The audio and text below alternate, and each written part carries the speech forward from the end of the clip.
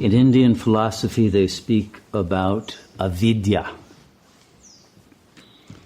In the West, they speak about sin. Sin means to miss the mark. It actually comes from the same Eastern philosophical viewpoint expressed in the Bhagavad Gita by the great archer. The word archery, in fact, comes from his name, Arjuna. Arjuna, whose bow and arrow was aimed at the self. And that metaphor of the aim being exact, to focus upon the self and hit the bull's eye, the bull of Shiva, Nandi, to hit that and remain focused on the 0 point, the Shiv, the 0 point that is the source of consciousness. This is the aim and object of yoga.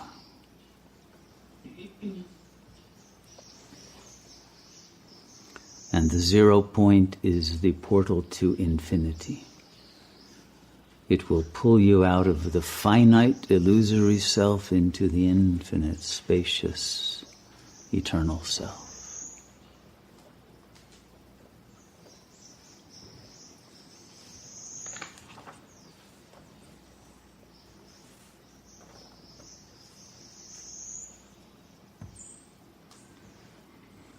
Avidya means ignorance,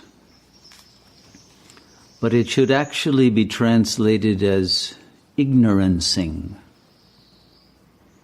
because it is an act, it's not simply a state. And I would define it as the ignoring of the fact that you are ignoring.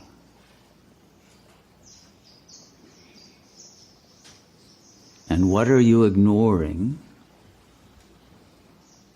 Is the fact that you are aware of your body and know that you are not your body, and yet you pretend to be your body. You are aware of the mind, of the thoughts, the chatter, the affects, and you know you are not the mind, but you pretend to be the mind and remain enmeshed in its melodramas. You are ignoring the fact that you are simply the witness to all of that. And by ignoring that fact, you are able to identify with the illusion that you are a bodily being. When in fact, if you stop ignoring the truth, will dawn upon you that you are formless presence. You have nothing to do with the body nor with the mind. That is an illusion that comes of identification. In the same way as if you watch a film and you're identified with the character, you will feel you are that character. And when that character gets into danger, your heart will beat faster. And when that character is in some other emotional situations, you'll feel those emotions. And in fact, drama was created by the ancient Greeks in order to bring about that very kind of identification with a character who would go through a process of realization, of death and rebirth, through the realization of the tragic flaw, which was always an identification with a false self, with false goals, with false intentions. That realization would bring about a catharsis or a purification of one's own soul that would die along with the death of the character you were identified with. This was the whole point of Greek theater. The tragic hero would die, and that in you which was tragic, which was false, which was flawed, would die along with the character. and you would be freed, at least temporarily, of the burden of that identity. But in meditation, we are to have a permanent catharsis through the realization that what we thought we are not and never were, and we allow it voluntarily to die. We die to it. Even though the mind may seem to continue and the body will function, in fact it will function much better, but it will function without your belief that you are it. And then all that the body senses, free of mental chatter labeling everything according to internal ego fantasies, will appear as a dream within an infinite mind, an infinite space of pure awareness. And because the space of awareness is where the intelligence and the power lies, the dream will become unimportant. You will have been awakened from it and will now abide as a lucid dreamer, whose concern is no longer with the dream, but with the dreamer, with the intelligence that has the power to alter the dream. Once you are freed from believing you are a character in the dream. The power to redream this world, which physics has now shown to be a holographic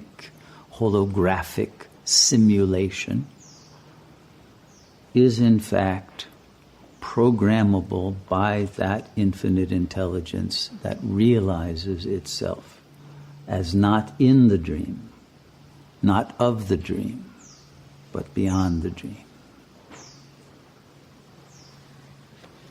And whose identity is not with any particular local space or object or being, but with the entirety, with the whole.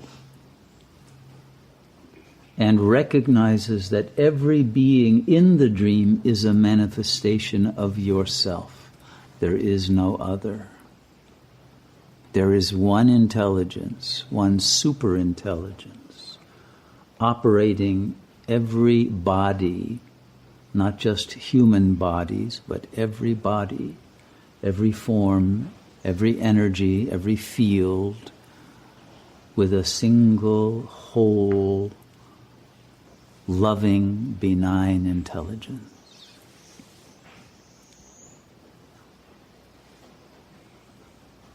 And it is when all the barriers between what you thought you were and what you really are fall away, and that therefore all the barriers between you and every other fall away, that there are no longer any conflicts. And since conflicts make up most of what you are thinking about, all of that thought falls away. And because desire makes up the rest of it, and there is no need to desire what you already are, because there is no lack and there is no otherness, that falls away. And because there is no identification with the body, none of the bodily based impulses remain. They fall away as well. And thus there is peace.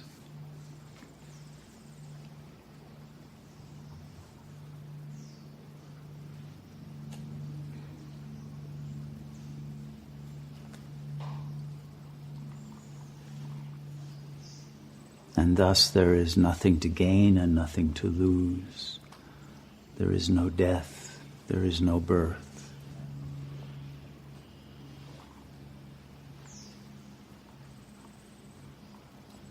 There is no real multiplicity, but a unified field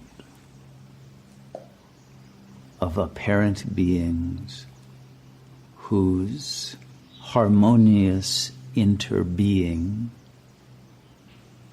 creates an excess, an overflow of joy, of wisdom, of beauty,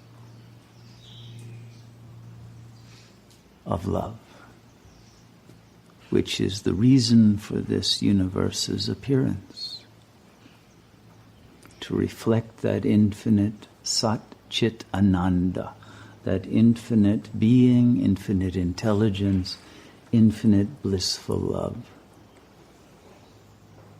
But that blissful power of transforming the dream is cut off when we ignore that we are ignoring our real self and pretend that we are bodily beings in conflictive pseudo-relationships with others.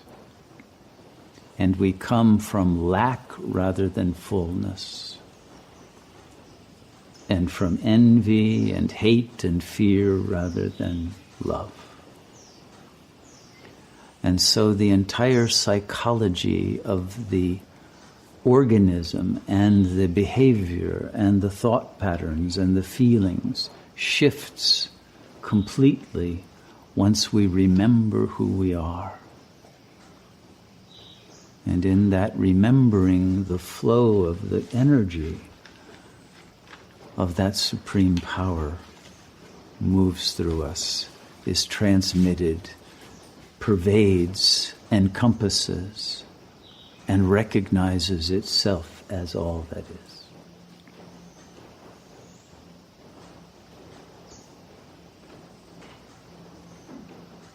And the individual body is only one node in that miraculous superorganismic self that no longer is concerned about its own life or death. Because the perishable, impermanent body no longer has any trace of identification as the self any longer. The self is that pure, formless, eternal, silent presence that is dreaming all of this into being and transforming it at every moment, but is not in it and is not affected by it.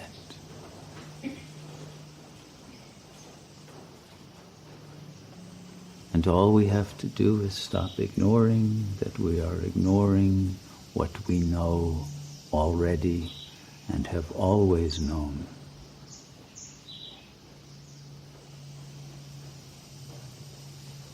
And that reveals to us its true essence simply through our surrender to the silent presence behind the mind.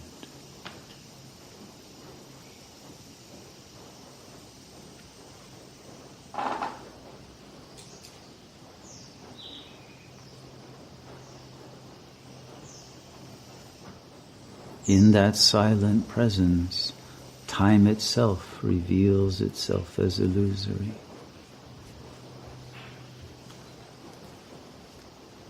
And one enters a depth dimension of reality in which the world of 3, 4 dimensions, including time, is recognized as a kind of flatland.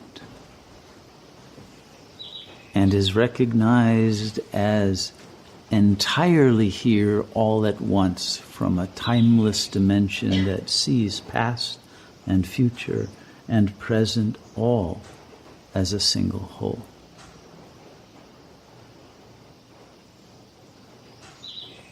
And every moment is both the first moment of time and it is also the result of all of past time moving through it in its momentum of the sanskaras of the collective consciousness of desire and fear toward its own ultimate destination, to the refinding of itself, of its own beginning. Even though it is beginningless and eternal, there is a point we can call the omega point, as did Teilhard de Chardin, but it is also the alpha point. And as the forgetfulness of the humans reaches that ultimate level of forgetting even our humanness, let alone our divine nature, we enter into an animalistic, savage kind of collapsing civilization that cannot be sustained. And it is at that point of the ultimate contraction of our consciousness away from spirit, away from goodness, away from love, that in that very moment the counterpole of the evil nature of the materialistic consciousness that has forgotten its true nature is encompassed and redeemed from its hell realm and brought back to create a new beginning out of love.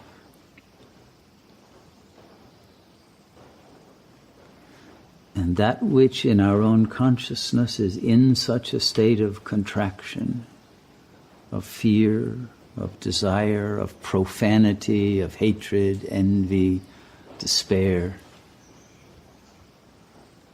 can be by that in you which is healthy, surrendered back to God for its energies to be unbound and released, and for the soul to be saved from its own forgetfulness that has led to its organizing itself into a black hole of lack, and can again burst out with all of the creative intelligence and joy and beauty that are now latent within most of us, veiled by fear, by desire, by fury, and by all of the other egoic affects that must be held in check, or if released, produce mass destruction. We are on the edge of that moment where the destiny of our planet is held in the balance. So let us meditate again and learn to abide as the silent present.